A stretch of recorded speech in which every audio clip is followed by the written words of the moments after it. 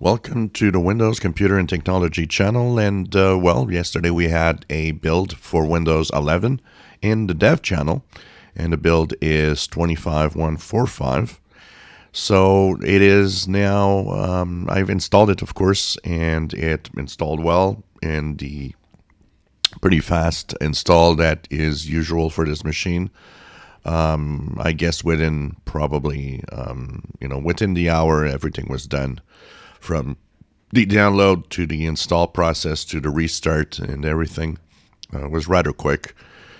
There's not a lot of front-facing things in here. Once again, one is with Braille devices. So if you need to use Braille devices because of viewing impairment, you are able to also use, of course, you use a narrator. And one of the things that happened is they actually added support for both narrator and Braille devices together within Windows 11 to help with disabilities. So this is one of the new features. In terms of new features, Windows 11 for the accessibility side is not that bad. They've added quite a few things to try to help as many people with disabilities to actually use Windows. The second thing is they added more information. So when you go to your accounts page, you will now see more details about the different. So if you go here, accounts, subscription, you have the billing, the information about payment methods and stuff like that. And also it will now add a warning when you get too close to the storage limit of your subscription. What's going to happen is that you'll have a yellow bar that's going to actually show up here and say, well, you're kind of filling up that storage pretty much now. You might need to do some cleanup because you don't have a lot of space left in OneDrive. So a lot of that is visible here, and of course, more and more they will add details of subscriptions and anything you might be using. And finally, there's something called Local Administrator Password Solution, or LAPS. This is not for standard Windows.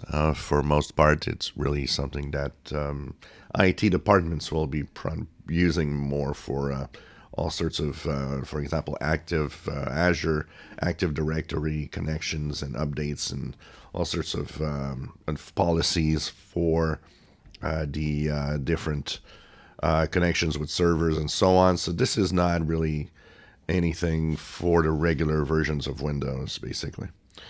For the rest, they are, of course, having a lot of fixes of all sorts. So if you had problems with one of the last builds, this might be actually fixing some of the problems you might have. I've had pretty much no problem. I have to say, for the first time in a long time, I did have a green screen of death. Not on this build, but on the previous build. I was actually activating different devices, and suddenly, as I clicked Google Chrome to start, the computer crashed and did a green screen on the last build. But on 25145 right now, I haven't had any crashes. And I don't know if it's a unique set of things that I did together that it didn't like, but it's been a long time since I had a crash on this machine. So something weird probably happened temporarily. It restarted and everything was fine after. So nothing more to talk about in this build, 25145 dev channel. Remember that this is a more advanced ring where technically some of the features might come to Windows much later, maybe next year, and some might never actually come to Windows. Some are, tested, but not necessarily there for everybody, and might not actually show up for everybody. So that's pretty much what we have here in the builds. Still don't have any tabs possibilities, so this doesn't seem to be available on my dev channel build for the File Explorer. If you enjoy my videos, please subscribe, give us thumbs up. Thank you for watching.